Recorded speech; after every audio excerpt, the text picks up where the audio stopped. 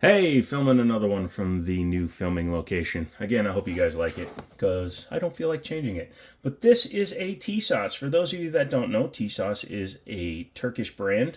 Got really popular here in the last couple of years, and they've made huge strides to actually manufacture a really good firearm. They've actually gone to full forged frame, slide, barrel. They use machine parts. The number of MIM parts, I believe, is down to one or two, which is really impressive when you consider that this gun, my Auto Ordnance 1911, chambered in 45 ACP, actually has more MIM parts than this guy, and you'll see how much more feature-packed this Tisas is. Thank you very much to Liberty Arms in Harrisonburg, Virginia. They let me borrow firearms for videos, and I'm probably going to wind up buying this one because I wanted to buy one when they first came out, but I got lazy, didn't buy one. But we'll see if this one's still on the shelf. Give them a call, tell them you're looking for one, because this is, if you saw the shorts, the CQB clone, knockoff, homage, whatever you want to call it, of the Colt M45A1 that was a Marine Special Forces style gun. We'll go over a few of its pluses and minuses as we go through it, but as you can see, it's a railed 1911 front and rear slide serration. No front serrations on the front strap, but the rear strap actually has some nice vertical striations with some minor cuts. It's not really grippy, but we'll get into all that as we go. But yeah, 1911 for $630. That's the MAP or minimum asking price or manufacturer asking price that they are set by Tisas. But let's take a look at the box. Number one, unlike most 1911s on the market, Tisas gives you two magazines, and they're both Mekgar. However, I did notice, pardon me, that these ones seem to stick a little bit. So I don't know if a stainless one will work better. In fact, let's go ahead. I'm not going to chamber it. I'm just going to insert the mag in. But this is a Wilson Combat mag. And as you can see, it has the same thing. I think it has to do with the actual mag release in here. Clear. So I have a 6-gun just rack over here that I keep some of my firearms in, ones I'm playing with, as well as a couple of the blacksmith gun lockers. So when I'm working on guns, I have plenty of places to keep them. But you get your manual up there, cleaning rod, and your brush. You get a chamber flag. You get a trigger lock instead of a long cable lock. And they also give you this guy, which is always nice to get for free. This is your front bushing tool. We'll leave it out because I bet you this gun is very stiff.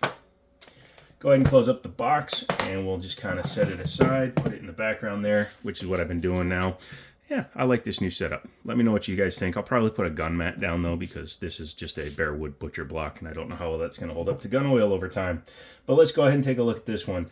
Again, this is a very, very much a clone of the Colt M45A1, which is a Marine issued. I believe a couple other divisions were using them, but the M45A1 was given to their selective forces. You know, they weren't just issued to everybody, and they were actually in use all the way up until just recently. Even though most of the military switched over to the 320 platform, even when most of the military went to the Berettas, they still issued the CQB to a lot of guys. So again, this is a Turkish knockoff, but man, it has some good qualities to it. G10 grips that are very nice. I'm not a fan of the flathead screws, but I understand why they did that because the originals had those. Has a lanyard loop here on the bottom of the backstrap. I'm not a big fan of that, but you could easily change that out. Has an enhanced beaver tail with a big old upsweep to the skeletonized hamber, yes. Ambidextrous safeties here. Has no undercut, which is fine. Has your standard A1 cuts here for allowing it to get a finger closer to the trigger guard. Has the lowered and flared ejection port, so that's good. That actually aids in cycling. Early 1911s with the smaller ejection port actually had some issues with cycling or spent shells out. Again, has the rail down here so you can put your lights, lasers, bazookas. Front and rear slide serration so you can easily rack it from the front or the rear or go overhand. Or since this has a full-length guide rod, you could do the old heat press check, or yes, you can do the silly little FU press check. And yes, obviously I can do it, so shush. But yeah, not bad. Has a a enclosed trigger, which is of the long variety.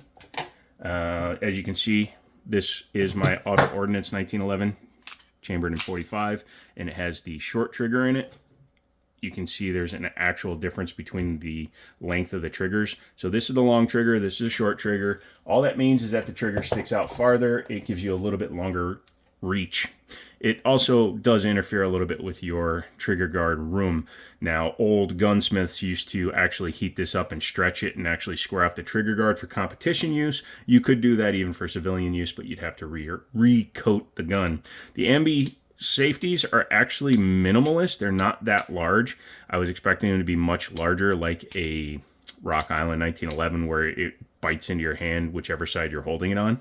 This is not bad. They're also pretty positive on the down sweep. The up sweep is, it's not bad, but it's a little bit soft. You could change that by just changing out your plunger tube spring for a different one. I would also go with an enhanced, especially if you're going to leave these stock size grips on there. I prefer a thin grip. This one has standard size grips on it as well. But with a thin grip, then it makes up for the thickness difference. But these are a standard thickness. You can go with a thin grip that's about half the height. It gives you a thinner feel as well as allows your hand to get on there bigger. I like the thumb cut towards the mag release. Very stiff mag release on this guy. It'll break in obviously over time. Has a Novak style sight setup. They are just 3-dot. I would black out the rear since they're not night sights. Has a set screw in there so you can adjust for windage. Elevation is pretty much fixed. They are dovetailed so you can change those out, which is very nice. And again, half-length guide rod and a standard barrel bushing. So it is not a bull barrel, and I actually prefer it that way. Has a little bit of an undercut underneath here. You can see here on the rear of the trigger guard, you can see how it goes in, and it fits the hand really well. I prefer front strap checkering, but I'm not going to complain at $630 as much. If this was $1,000 or a CQB, an actual Colt CQB, I'd be a little bit disappointed that it didn't have front slide or front checkering on the front strap. Yeah, not too bad. I guess we could always throw the light on there and see how it fits. This is the Warrior Land light, which I've done a couple of videos on, and they seem to be okay. They're sub $100 lights. However, I believe their website's being a little touchy. I've had people tell me they can't actually log on. So let me know if you're having problems. I might be working out something with other manufacturers.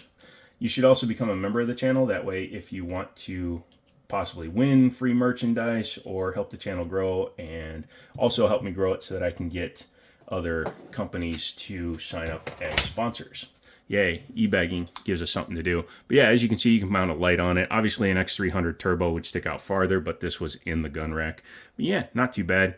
Obviously, very easy to hit and still gives you plenty of room to get in your trigger guard. Yeah, not too bad. Also, when you have a light and stuff on there, it gives you a little bit more space to put your hand if you're going to run up in front of your trigger guard. I tend to run tight unless I'm going fast. But yeah, not bad. Let's go ahead and talk about the trigger.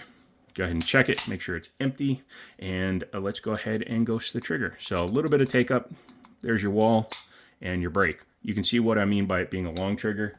On the 1911 Auto Ordnance, clear, you can see almost no take up and then same amount of travel. So it's very, very similar in terms of how light the trigger is, but also the fact that it is sticking out further into the trigger guard, pulls your finger out farther, and if you have long fingers, that could actually help. Set you down there, put you up there. Let's go ahead and do that again. A little bit of take up, and I do prefer an adjustable trigger, but I can run these a hell of a lot better than even stock Glock ones.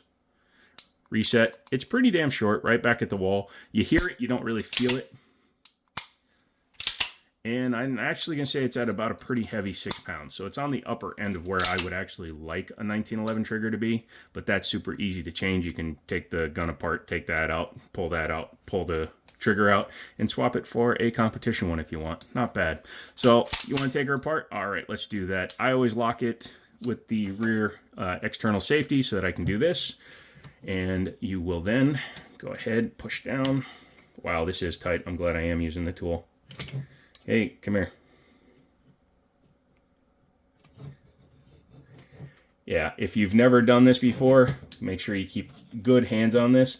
This tool is actually pretty cheap. I would actually encourage you to get a different one. Also, maybe put it on the right way. Sorry, Tisas, I didn't mean to make fun of you. There you go. Sure you saw that shoot out. Take your spring out. Go ahead and drop your safety. Bring the gun back. There you go. To the takedown notch, which is actually the smaller one back here, push your slide lock, slide release out. If it's a good quality gun, it's pretty easy to pull out. You don't need to push it from the other side. Flip your gun over just to make sure your half-length guide rod doesn't fall out. Go ahead and drop that back. There you go. Small itty-bitty guy. Take your front barrel bushing out. Slides out normally. Link in the down position, or technically up position, and you can slide it out. Field stripped, yay, very simple, very easy. Let's go ahead and take a look at the slide, the finishing in there. You can tell right there that it's a Series 70 style, not a Series 80 style. We'll talk about the difference in a second, but the overall finish is pretty good. If it was my gun, first thing I'd be doing is I'd be up in there polishing all the rails, getting all their Cerakote off of there, or Duracoat, or whatever their parkerization, whatever they're using, which will then aid the gun in being a little bit smoother. Personal preference, you don't have to do that. Has the standard 2-lug and the swing and link. This is John Moses Browning's original design. It works. Don't change it. Don't futz with it. Standard barrel bushing. And then when we look at the frame, as you can see, this gun is what's called Series 70. It relies solely on the grip safety and the external manual safety. Does not have a firing pin block or a striker block in the striker fired guns, because this is how the gun was originally designed. In 1980, MAD and all those lobbyist groups said, no, we need a drop safety in that gun. So then Colt proceeded to ruin the gun by adding the Series 80 internals. This is not. This is a purer trigger feel. It also makes it easier when you're replacing the trigger, because you literally don't have to futz with 4 extra parts and a pain in the ass.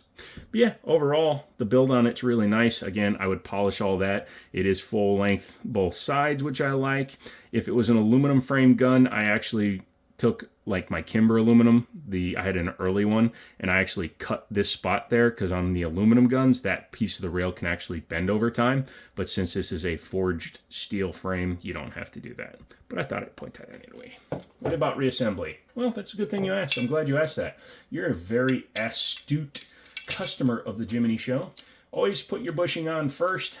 Okay, you don't always have to, but damn it if it doesn't make it easier, because then you're not snaking your spring and bushing around each other, because they can be a pain in the ass. Make sure you pay attention to the flat side and the open end. I'll be honest, I didn't, but for the most part, you will see that the open end will go only one way typically. So as you can see, there you go. Not all springs are like that, but if you do get one, that's the easiest way to tell whether or not they're going in there right. Don't put your bushing or plunger in there yet, because you're going to need that out. Make sure that your swinging link is in the down position. I like having the spring in here because it retains that half-length guide rod. Take your frame, take your gun, slide those sons of bitches back together. That's right, do it off camera so that it's a little bit easier, or do it on camera if you want everybody to tell you you're a schmutz. A schmutz is what people like to tell me I am, because I'm not a whiny little bitch. Yeah, that's right.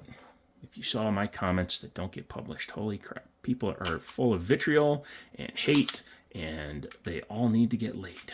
But go ahead and do that. I like to run that like this until I make sure everything is good to go. Then you line up your assembly, disassembly notch, pull your slide lock, slide release up so that you don't scratch the frame, push it down at the last second, push it in, and it should go in smoothly. If it doesn't go in smoothly, then your barrel link is not lined up correctly, and you will need to start again. This is actually a lot easier than I thought. It's not as tight as I thought at first, so very easy to do with your hands. Go ahead and cycle it, and make sure your gun still runs. So yeah, that is the Tisas Raider. And like I said, I'm probably buying this one because it's such a good deal. We will see. I like to buy and sell different guns at different times. Let me know if you already have one. I know that people love their Tisas 1911s. I've actually only owned 2, including the Deadpool 1911. But maybe I have to jump in and start getting a new one, because I bought that one was a 19 build, and the tanker I had was a 19 build, and I believe they went to the no MIM parts after 2020, so we'll have to see what happens. After you put it all back together, you can close her up. Yay, we had a good time. Night-night. And ship. Don't be like Joe. Put your mags away, yo. And there you go. Easy peasy lemon squeezy. That is the Tisas Raider. Radar. It's the radar, yo. And yeah, I think it's a good gun. I think it's decent. Sorry if it was a little bit wobbly. The mount is on my computer desk. I didn't realize that. I'll have to change that for the next video. Anyways, that's it. I'm out of here. If you like that gun, let me know, because I'll probably buy that for the channel. Come back for the next video, which will be a hookah. I like taking a look at hookah pistols, because I like me some hookahs. Obviously, that's an HKK, and come back for that. So, I like you guys. You're some of my favorite people, especially the 18 people that still watch this to the end. Put hookah in the comments to show me you made it this far. Come back for the next video, and as always, I'll chat at you later. Chatty chatters.